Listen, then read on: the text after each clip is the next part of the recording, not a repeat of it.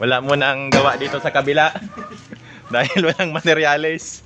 Ito yung mga ka-packs natin. Dito tayo gagawa sa kabila. At least walang ano. Ayan na sila guys. Ayan na guys, pinalusot.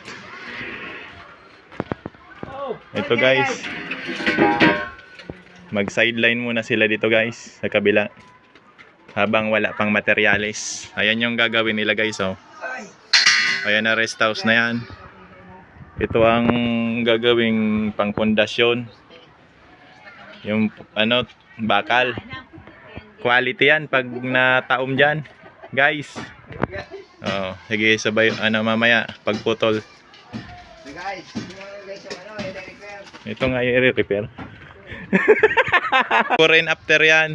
Ayan guys, preparation ng mga ano natin, kapaks natin. Ayan guys, so sinusukat na.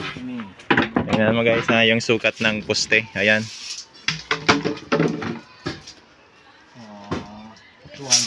200 guys. 200 times 4 divide 4. Dito yung mga vlog.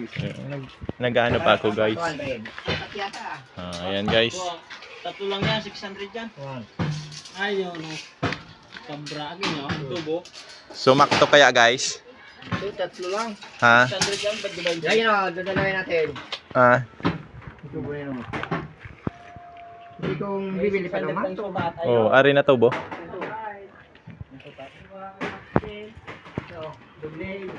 Oh, ayun guys, may paraan tayo diyan.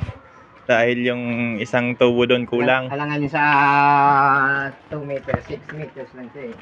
Tatlo lang ang Dublihan mo yung bay. Ito, ito datang sa tatlo na to. Tatlo lang ang magagawa diyan guys na poste. Sana yung ano natin guys. Seeds. Wala tayong seeds up.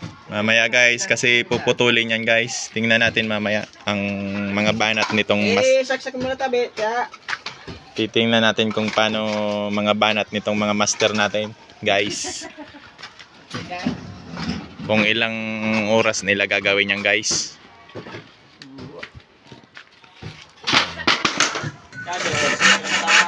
Ayan guys.